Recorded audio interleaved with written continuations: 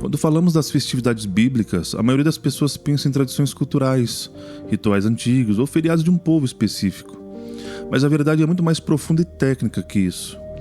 Na Torá, as festas não são chamadas de feriados, elas são chamadas de moedim, que significa literalmente encontros marcados ou tempos determinados. Imagine que Deus tenha marcado uma audiência com você.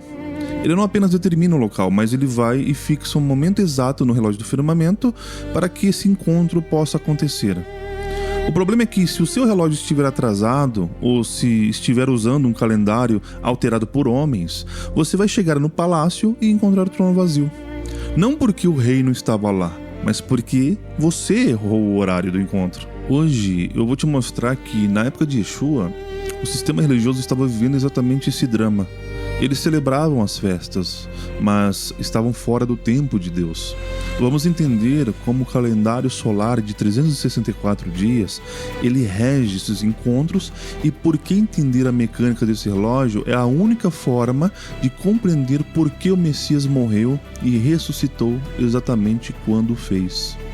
Imagine um mecanismo de relojaria de precisão absoluta, onde cada engrenagem foi desenhada pelo próprio Criador para marcar o ritmo da eternidade na Terra.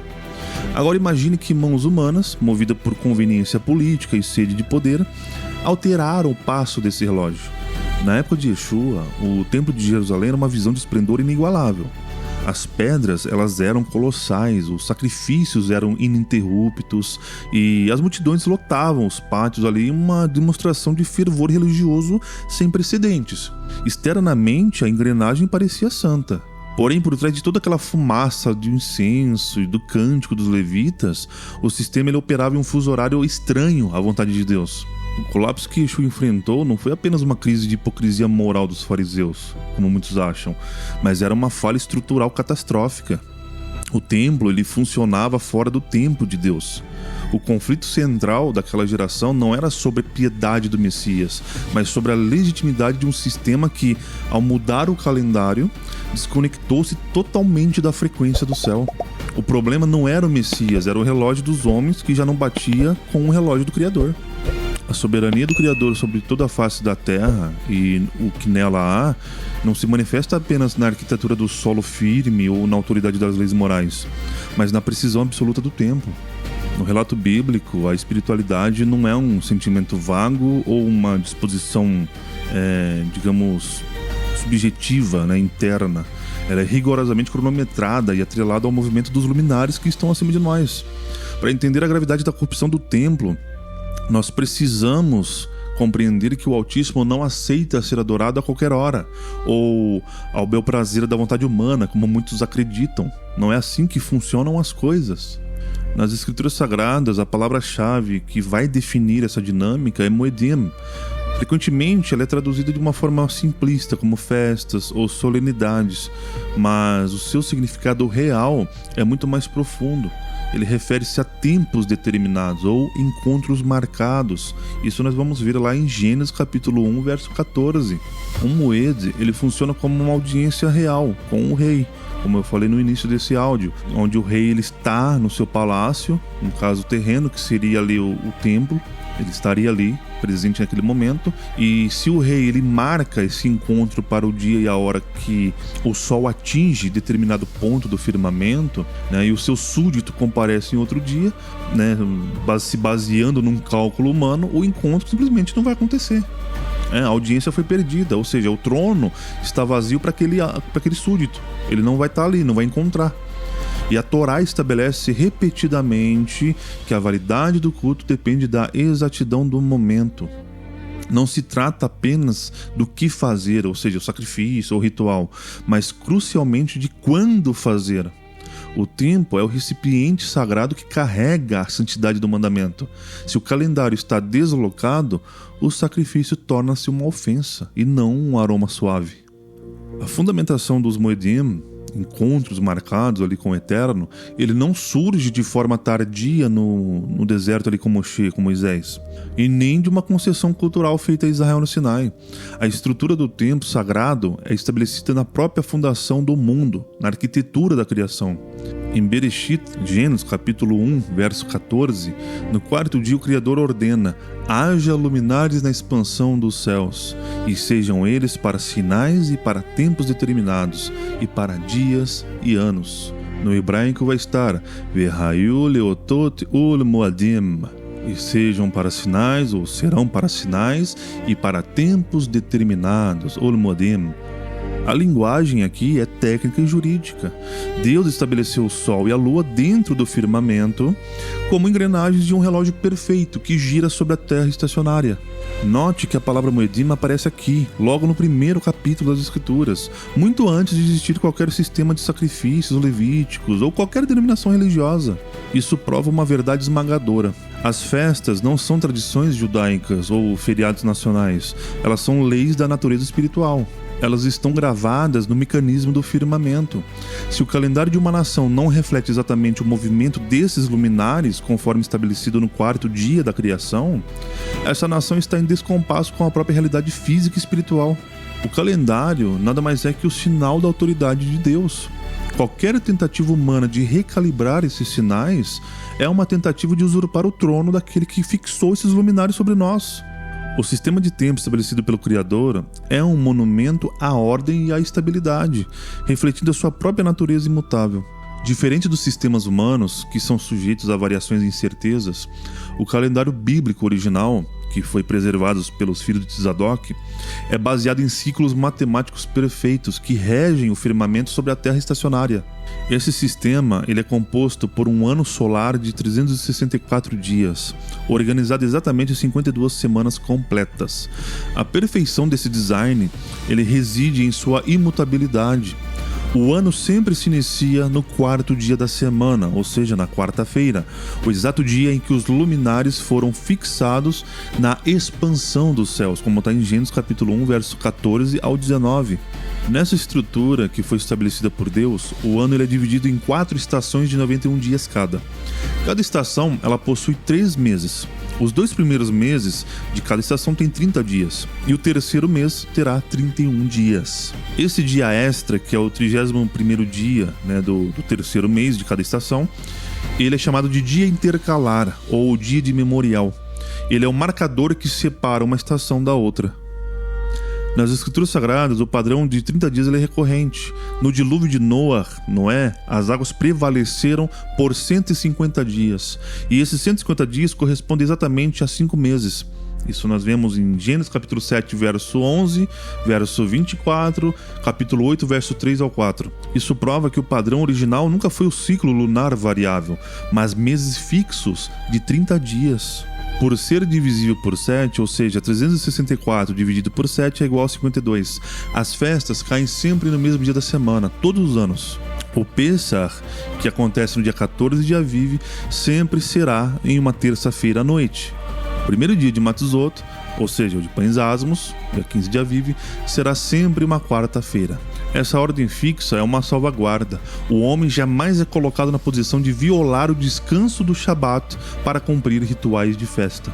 Também precisamos nos atentar para a linhagem sacerdotal legítima.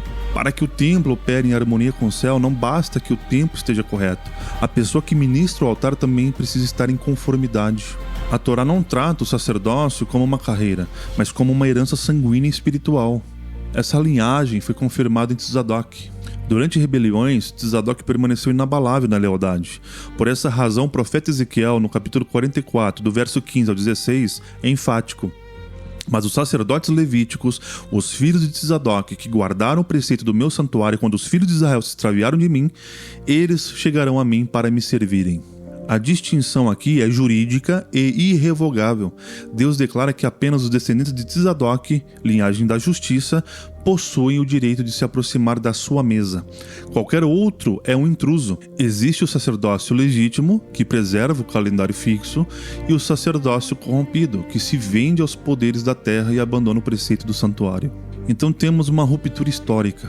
E este é o ponto da inflexão onde a estrutura espiritual sofre um golpe devastador. Durante o período helenístico, a Judéia ela enfrenta a opressão dos reis sírios, que acaba culminando na revolta liderada pela família dos Macabeus, que também eram conhecidos como Asmoneus. Embora eles tenham sido vitoriosos no campo de batalha e purificado o templo da profanação grega, eles cometem um erro teológico fatal por pura ambição de poder. Em 152 a.C., Jonatas Macabeu, mesmo não pertencendo à linhagem de Tzadok, ele aceita o cargo de sumo sacerdote por indicação de um rei estrangeiro, que era Alexandre Balas. Os Asmoneus, eles eram da ordem de Jeoiarib, uma classe sacerdotal comum que não possuía direito ao sumo sacerdócio. Para consolidar o seu domínio sobre a terra, eles fizeram o que a Torá terminantemente proíbe. Eles juntaram o poder político, que é o governo, com o poder sacerdotal, o altar, na mesma linhagem familiar. Essa centralização de poder foi uma afronta direta à ordem estabelecida por Deus. O rei deveria vir de Judá e o sumo sacerdote de Tzadok. Ao fundirem as duas funções, os Asmoneus transformaram o templo em um instrumento de controle estatal e conveniência política. Esta usurpação forçou os verdadeiros sacerdotes, que eram os filhos de Tzadok, a se retirarem para o deserto, pois consideravam o sistema de Jerusalém ritualmente nulo. Aqui, o altar deixou de ser o ponto de encontro com o Criador para se tornar um trono de homens. A corrupção do sistema começou no sangue de quem ministrava e logo se estendeu para o tempo em que se ministravam. Se a usurpação da linhagem foi um golpe contra a pessoa, a alteração do calendário foi um golpe contra o Criador e sua ordem. O maior problema do segundo templo não foi a corrupção financeira, mas o fato de que o tempo em que o altar passou a funcionar foi alterado. Os Asmoneus, eles abandonaram o calendário solar fixo de 364 dias, que é o relógio de Deus, e adotaram o calendário lunar babilônico. Esta mudança foi uma rebelião teológica. O calendário original era fixo, baseado em semanas completas. O novo sistema passou a ser baseado na observação da lua, tornando o tempo sagrado variável e dependente do olho humano. Ao introduzir a lua como marcador, o sacerdócio usurpador introduziu a incerteza. O que era perfeito e imutável se tornou subjetivo e manipulável. Se as nuvens escondessem a lua, um mês atrasava. Se as testemunhas fossem subornadas ou se equivocassem, as festas mudavam de dia.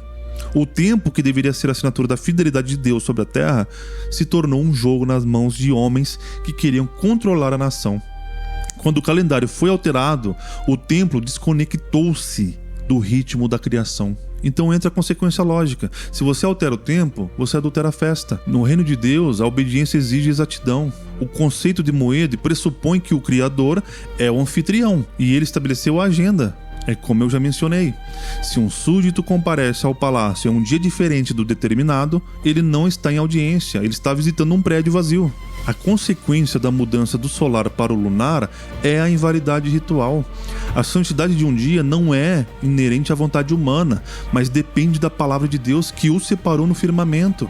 Se a Torá determina o Pêssar no 14 de Aviv solar e o sistema religioso o celebra 2 dias depois por seguir a lua babilônica, aquele evento não é o Pêssar. Pode haver cordeiros e rituais, mas não há reconhecimento celestial. Se torna uma encenação religiosa, uma tradição de homens. Quando o tempo é alterado, a conexão profética entre o símbolo e a realidade se quebra. Um sacrifício que é oferecido fora do tempo determinado, ele acaba perdendo a sua correspondência com o evento sagrado que ele deveria representar. E ele acaba se tornando uma oferta estranha sobre um altar que já não pulsa mais no ritmo da criação. Sobre este pano de fundo de causa institucional e astronômico que Yeshua se manifesta. Yeshua, sendo a própria palavra que estava com Deus no momento da criação, como está em João capítulo 1, verso 1 ao 3, não poderia ignorar que o relógio da nação estava atrasado. Como o verdadeiro sumo sacerdote da ordem de Melquisedeque, ele carregava a autoridade original que precedia a corrupção levítica e a usurpação asmoneia. Ele não veio para se adaptar a um sistema que mudou os tempos e a lei, como diz o profeta Daniel, mas para ser a testemunha fiel da verdade. Ao caminhar pelo templo, ele via uma instituição operando sob um calendário de inspiração babilônica e uma liderança que não descendia de Tzadok. Toda a sua autoridade messiânica seria posta à prova justamente na sua fidelidade ao tempo do Pai, confrontando o cronômetro falho dos homens. Existe um erro comum sobre o Pêssar.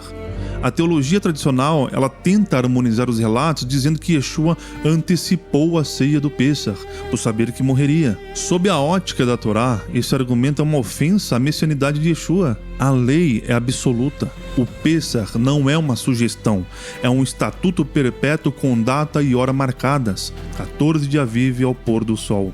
Se Yeshua celebrou Pêssar em qualquer outro dia, ele teria violado um mandamento.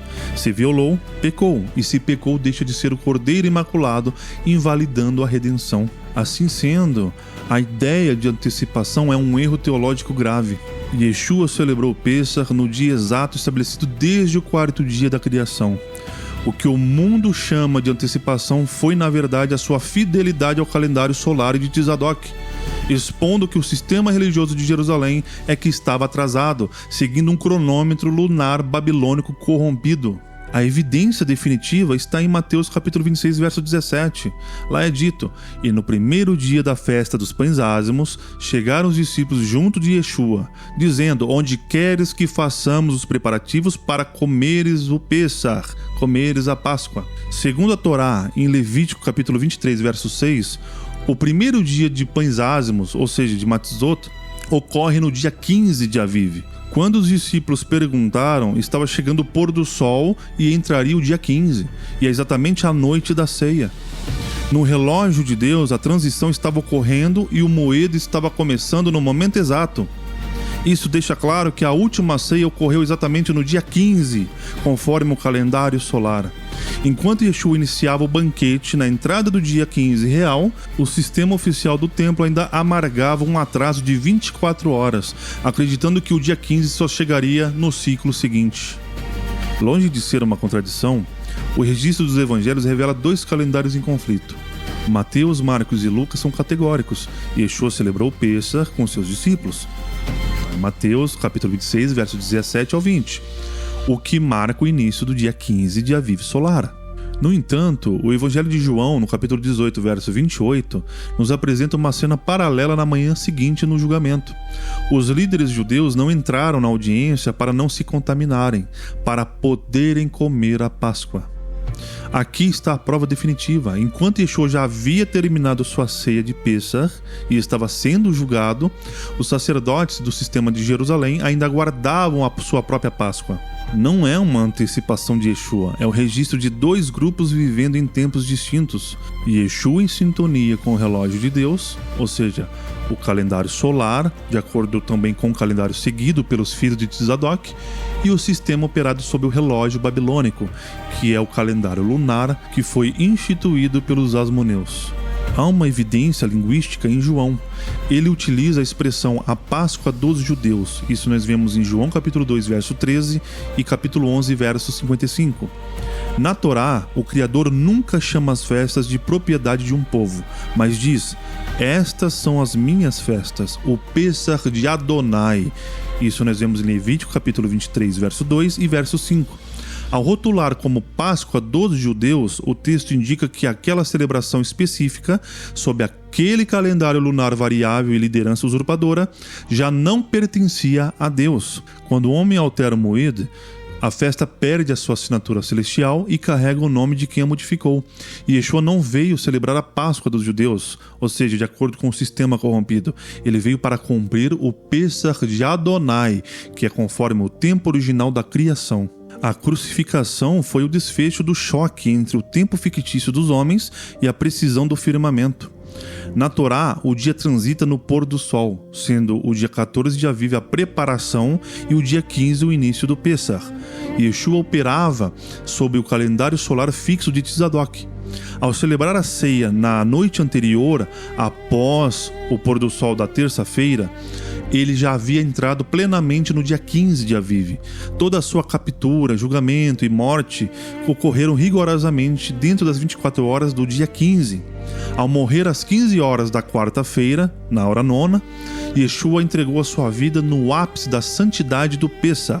Ele não morreu na véspera, mas dentro do Moed. Enquanto isso, o sistema de Jerusalém operava em um vácuo temporal, acreditando piamente que aquela quarta-feira ainda era o dia 14 de Aviv. Enquanto Yeshua consumava o sacrifício no dia 15 real, os sacerdotes afiavam facas para imolar cordeiros simbólicos para um dia 15 que, no relógio de Deus, já estava terminando. Se Yeshua tivesse morrido no dia 14 real, de acordo com o calendário solar, ele não seria o cordeiro pascal, pois o cordeiro ele deve ser imolado para a vigência do dia 15.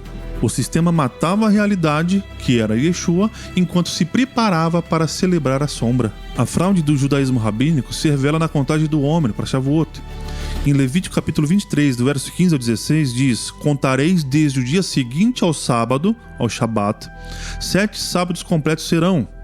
O judaísmo rabínico, desvinculado da Torá e seguindo as tradições pagãs, ensina que esse sábado é o dia festivo de Pessah, que seria o dia 15 de Aviv, que iniciando a contagem no dia 16. E isso é uma falácia. Na estrutura bíblica, Shabat isolado refere-se ao ciclo semanal. 7 semanas só resultam em 7 sábados completos se começarem no domingo e terminarem no domingo. Shavuot cai sempre num domingo. No ano da morte de Yeshua, o Pessah solar foi numa quarta-feira. Conforme a Torá, a contagem do Homer deve começar imediatamente após o Shabat semanal. Yeshua ressuscita exatamente na manhã desse domingo. Por que domingo? O sistema cristão pagão diz que foi para mudar o dia da guarda. Mentira! Ele ressuscitou no domingo porque é a oferta das primícias, Bikurim. Em Levítico 23, o sacerdote deve mover o molho de cevada no domingo, dia seguinte ao sábado. Yeshua, a nossa oferta, ressuscitou no dia das primícias para se apresentar ao Pai. O sábado continua como descanso. Yeshua honrou o Shabat descansando no sepulcro. O domingo é dia de trabalho profético, oferta. Yeshua ressuscitou no domingo para provar que a festa era sobre ele, não para autorizar o homem a mudar a lei. O conflito do primeiro século não foi apenas uma disputa religiosa, foi uma batalha pela legitimidade do trono e do relógio. O sistema de Jerusalém ruiu porque abandonou a linhagem de Tzadok e o tempo sagrado solar. Quando o homem decidiu que o seu cálculo valia mais que o decreto do Criador, o templo se tornou um corpo estranho no firmamento. A vinda de Yeshua foi o ato final de intervenção. Ao cumprir o Pessah no tempo exato, ou seja, no dia 15 real, conforme o calendário solar, enquanto o sistema estava preso no dia 14, ele demonstrou que o reino de Deus não se submete a calendários corrompidos. Ele não veio para reformar, mas para ser a restauração. O impacto é devastador. Não houve contradição nos evangelhos, houve um registro fiel de que a luz do mundo operava no tempo da criação, enquanto as trevas institucionais mantinham o simulacro em um tempo atrasado. A restauração final exige o retorno ao altar verdadeiro, à linhagem de justiça e ao relógio que o próprio Deus fixou nas estrelas. O Messias não se atrasa, o sistema é que se perdeu no tempo.